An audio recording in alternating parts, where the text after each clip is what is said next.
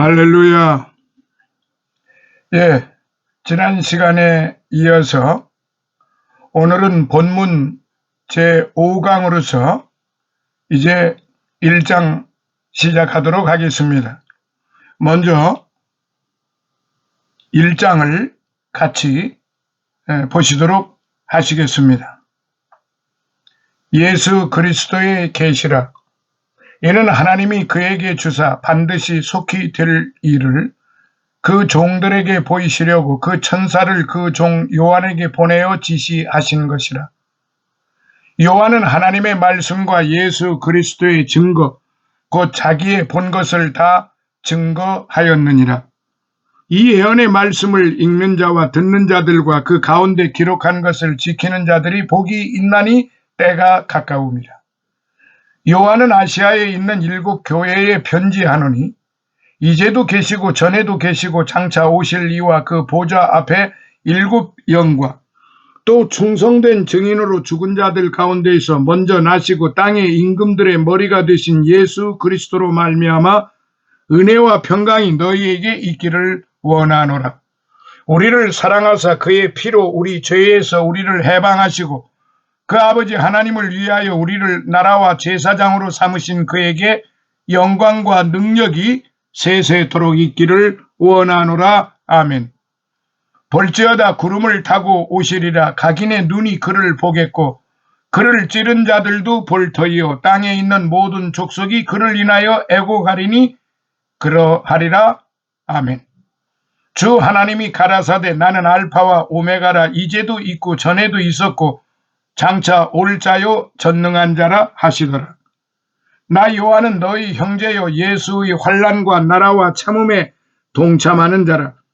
하나님의 말씀과 예수의 증거를 인하여 반모라 하는 섬에 있었더니 주의 날에 내가 성령에 감동하여 내 뒤에서 나는 나팔 소리 같은 큰 음성을 들으니 가로되 너 보는 것을 책에 써서 에베소, 서머나, 버가모, 두아디라, 사대, 빌라델비아, 라오디게아 7 교회에 보내라 하시기로 몸을 돌이켜 나더러 말한 음성을 알아보려고 하여 돌이킬 때에 7 금초대를 보았는데 촛대 사이에 인자 같은 이가 발에 끌리는 옷을 입고 가슴에 금띠를 띠고 그 머리와 털에 희기가 흰 양털 같고 눈 같으며 그의 눈은 불꽃 같고 그의 발은 풀무에 단련한 빛난 주석 같고 그의 음성은 많은 물소리와 같으며 그 오른손에 7 별이 있고 그 입에서 좌우에 날선검이 나오고 그 얼굴은 해가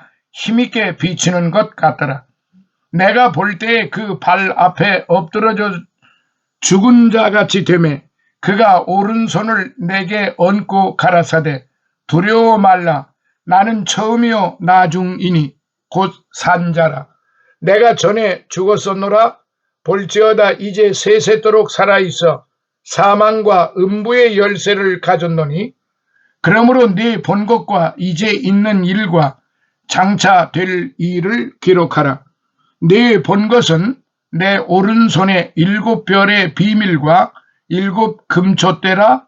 7 별은 7 교회의 사자요 7 촛대는 7 교회니라. 자, 이제 본문을 같이 보셨습니다. 첫 번째 1장 1절을 보시면은 예수 그리스도의 계시라.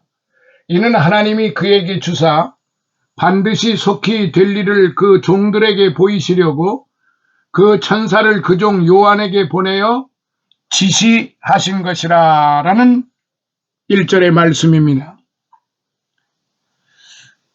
예수 그리스도의 그 별개의 두 이름의 의미를 아주 우리는 주의 깊게 관찰해 보아야 합니다. 예수 그리스도. 예수라는 이름은 야훼가 즉 여호와가 구원하신다. 구세주라는 뜻입니다. 또는 자기 백성을 그들의 죄에서 구원할 자. 마태복음 1장 21절 의미의 히브리어 이름인 여호수아의 헬라어 형태로서 구약시대의 사람들이 자기들의 이름으로 사용한 경우가 많았습니다. 또한 그리스도라는 이름은 기름 부음을 받은 자라는 의미의 메시아란 히브리어의 헬라어 형태입니다. 기름 부음을 받은 자인 메시아, 요한복음 1장 32절, 하나님의 기름 부음을 받은 자에게만 특별히 사용하였습니다. 구약의 모든 선지자들의 예언들을 성취하기 위하여 오실 자였습니다. 그리스도라고 하는 뜻은 인간적인 예수를 다른 평범한 일반 인간들과 구분하는 구실을 하기 때문에 그 이름에 대해 다른 언급을 하는 것은 본질적인 중요성을 갖습니다. 복음서에서 대부분의 경우는 예수라는 이름이 단독으로 사용되고 있으며 사도행전에서는 서로 혼용되어 있기도 합니다. 예수의 생애에 대한 언급에 있어서 보통 예수란 단독 형태의 이름으로 나타난 경우는 다윗의 자손으로 오신 인자를 가리키고, 그리스도는 죽은 자 가운데서 부활하신 하나님의 아들을 나타내고 있습니다. 로마서 1장 3절부터 4절을 참고하세요. 그래서 다윗의 자손으로 오신 인자는 Son of Man, 그 다음에 하나님의 부활하신 하나님의 아들은 Son of God, 그렇게 표현을 하고 있다는 점입니다. 예수 그리스도의 이름이 함께 사용된 경우는 예수님께서 부활하신 후에 그의 인성과 영성이 함께 사용된 경우였습니다. 자, 두 번째, 계시, 아포칼립시스. 제가 서론에서도 여러 번 말씀을 드렸지만은 이 말의 뜻은 감추어진 것을 드러내다, 나타내다, 명백하다라는 뜻입니다. 일반적인 의미로는 가렸던 것을 unveiling, 벗겨준다는 뜻입니다. 혹은 감추인 것을 드러낸다는 뜻입니다. 영어로는 리빌레이션인데 드러내다, 나타내다라는 동사 리벨에서 왔습니다. 이 말은 라틴어의 벗기다에서 유래되었고, 또한 아포칼립시스는 신약 성경의 명사로 18번, 계시하다라는 아포칼립시스, 계시라는 말은 동사로 26번, 모두 44번이나 나타나 있습니다. 그래서 예수 그리스도의 계시라는 표현 속에는 영어에서와 마찬가지로 헬라어로도 세 가지 뜻을 내포하고 있습니다. 첫째, 예수 그리스도로부터의 계시. 둘째, 예수 그리스도에 의한 계시. 셋째, 예수 그리스도에 대한 계시. 그러니까 이걸 조금 더 구체적으로 말씀드리면은 예수 그리스도로부터 from 계시라 이 말이에요. from. 그 다음에 예수 그리스도에 의한 by, 예수 그리스도에 의한 by 계시. 그 다음에 예수 그리스도에 대한 of, 예수 그리스도에 대한 of 계시라 이 말이에요. 그래서 계시록은 요한 자신의 것이 아니라 하나님이 예수 그리스도에게 주신 것으로 그리스도로 말미암아 주어진 것을 강조하는 말씀인 것입니다. 그러므로 요한계시록은 사람의 추측이나 사상에서 나온 산물이 아니라 하나님의 의중과 계시의 근거를 두고 있습니다. 자, 또 예수 그리스도의 계시의 전달 방법에 있어서 하나님께서는 반드시 예수 그리스도를 통해서 그에 의하여 전달됨을 강조합니다. 또 예수 그리스도를 드러내는 것이 바로 요한계시록의 내용이요 매우 중요한 목적이라 하겠습니다. 요한계시록에는 그리스도의 전체적인 속성, 신분, 역할 등이 완전하게 드러나 있어요. 요한계시록의 처음 3장에서만 그리스도를 명칭이나 동의어로 언급한 것이 무려 137번이나 됩니다. 즉 1장에서 49번, 그러니까 1장에서 49회, 2장에서 39회, 3장에서 49회, 이렇게 해서 137번, 137번이나 언급이 되어 있다는 사실입니다. 구약은 약속과 예언으로 그리스도를 드러내고 있습니다. 그러나 복음서는 예수 그리스도의 지상 생애에서의 봉사와 고난과 죽으심과 부활, 승천 등을 나타내고 있습니다.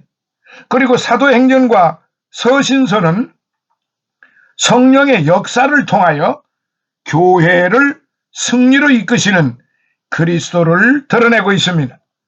그리고 요한계시록은 만왕의 왕으로 다시 오실 그리스도를 완전히 드러내고 있어 일명 그리스도에 관한 영광의 파노라마, 영광의 파노라마라고 그렇게 부릅니다.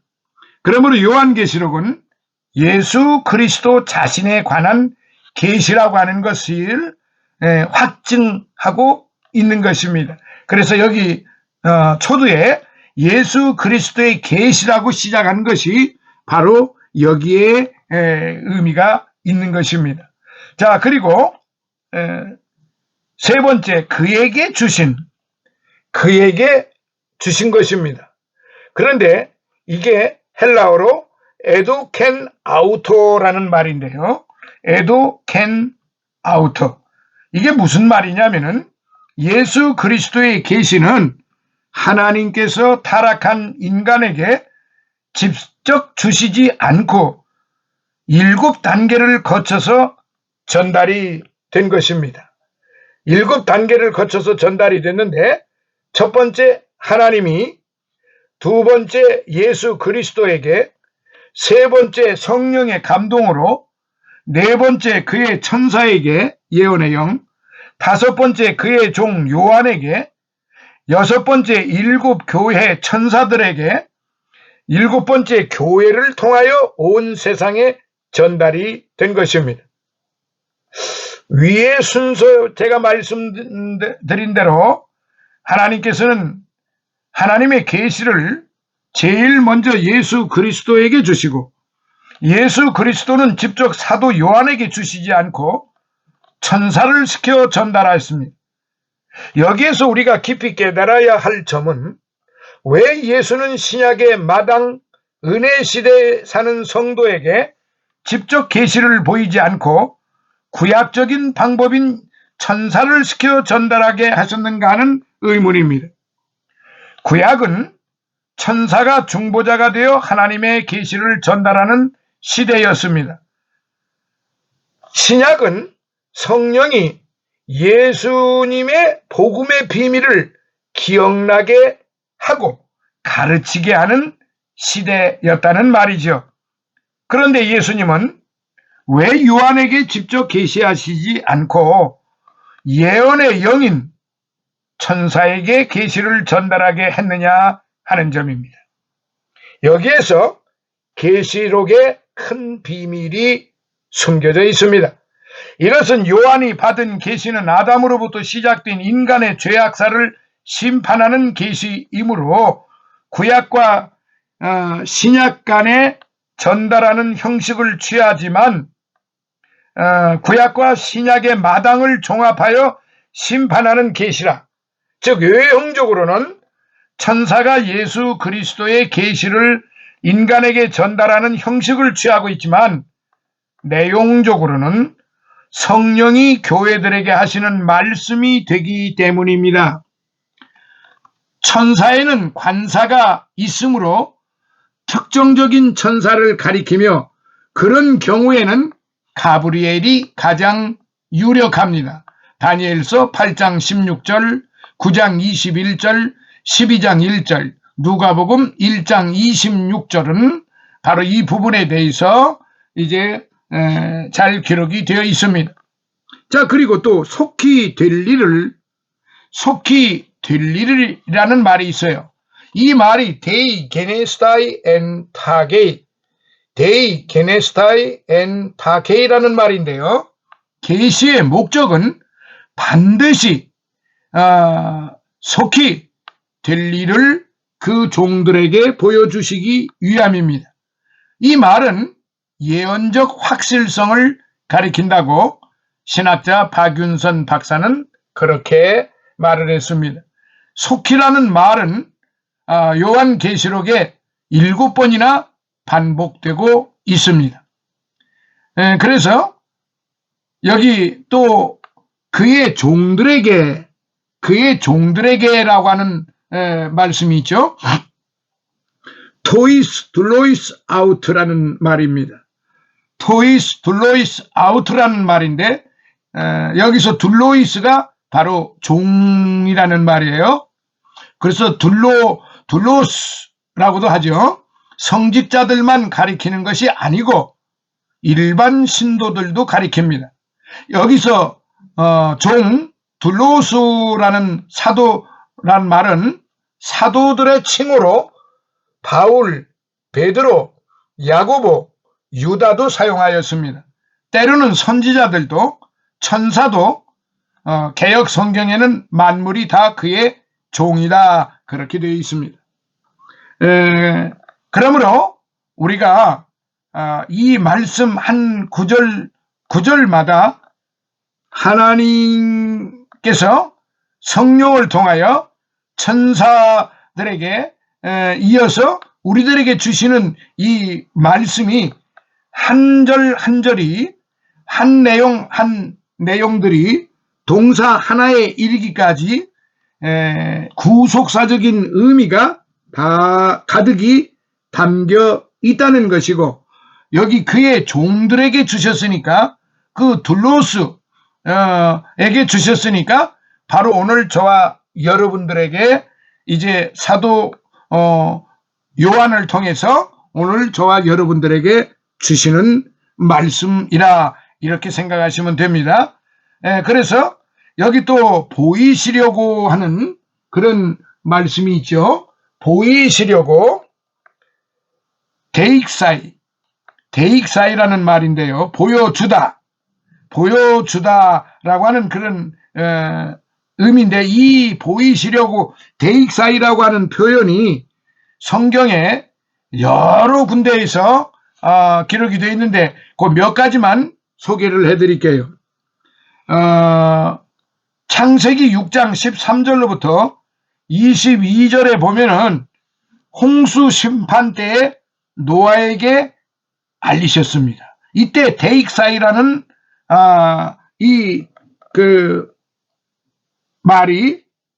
말씀을 하신 겁니다. 데익사이. 그 다음에 창세기 19장 12절로부터 21절에 소돔성이 멸망을 당할 때 롯에게 알리셨습니다.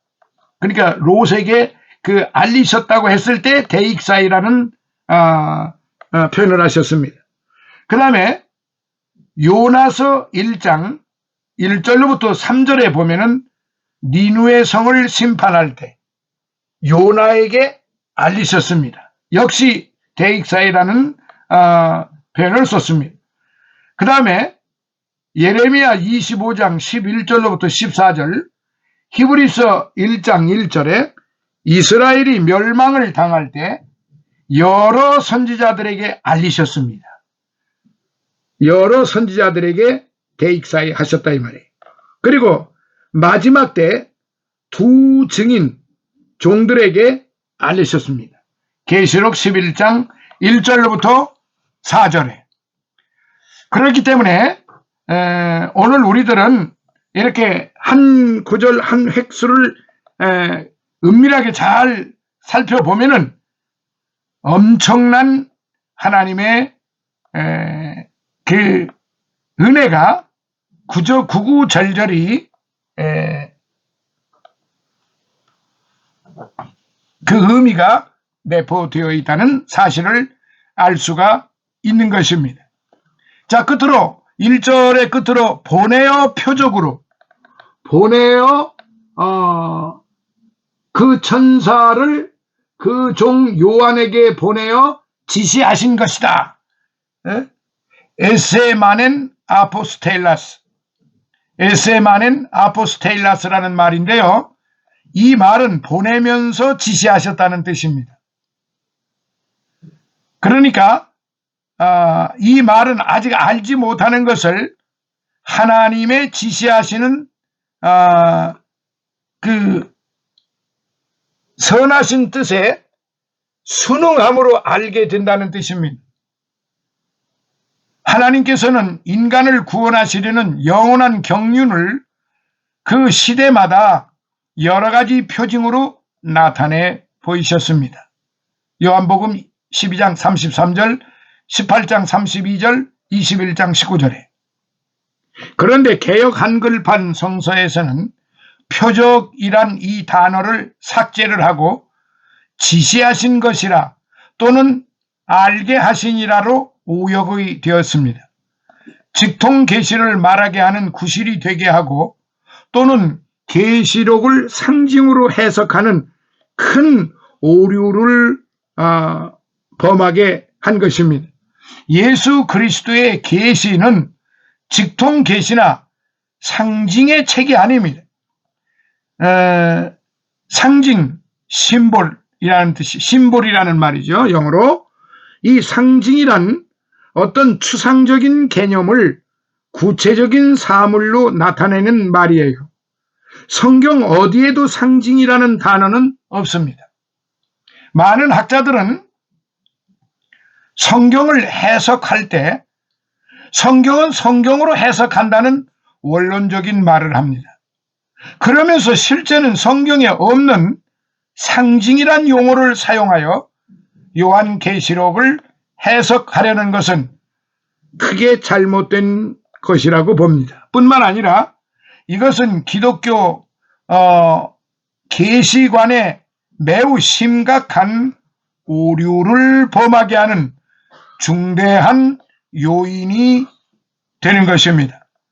그러므로 오늘 저와 여러분들은 지금 계시록 1장 1절에 있는 말씀처럼 심각한 오류를 범해서는 안 됩니다. 그리고 성경을 성경으로 한다고 했으면은 성경에 기록된 말씀을 내가 이해가 되든 안 되든 내가 해석을 하든 못하든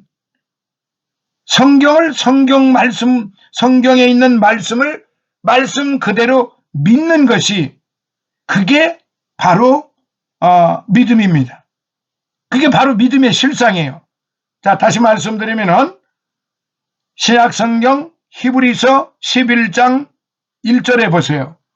11장 1절에 보면은 믿음은 바라는 것들의 실상이요 보지 못하는 것들의 증거니 선진들이 이로써 증거를 얻었느니라. 믿음으로 모든 세계가 하나님의 말씀으로 지어진 줄을 우리가 아나니 보이는 것은 나타난 것으로 말미암아 된 것이 아니니라. 믿음으로 아벨은 가인보다 더 나은 제사를 하나님께 드림으로 의로운 자라 하시는 증거를 얻었으니 하나님이 그 예물에 대하여 증거하심이라. 저가 죽었으나 그 믿음으로서 오히려 말하느니라. 믿음으로 에녹은 죽음을 보지 않고 옮기웠으니 하나님이 저를 옮기심으로 다시 보이지 아니하니라. 저는 옮기우기 전에 하나님을 기쁘시게 하는 자라 하는 증거를 받았느니라. 믿음이 없이는 기쁘시게 못하나니 하나님께 나아가는 자는 반드시 그가 계신 것과 또한 그가 자기를 찾는 자들에게 상 주시는 이심을 믿어야 할지니라. 아멘. 사랑하시는 성도 여러분, 바로 이것입니다. 요한계시록이 그렇게 간단한 책이 아닙니다. 요한계시록을 그렇게 사사로이 풀어서 자기의 생각대로 그렇게 풀어내는 그런 말씀이 아닙니다. 성경 66권은 오로지 믿음으로 보아야 되고 믿음으로 이제 삶을 살아가야 되는 것입니다. 그러니까 믿음이 없는 곳은 아무 소용이 없다는 말이에요.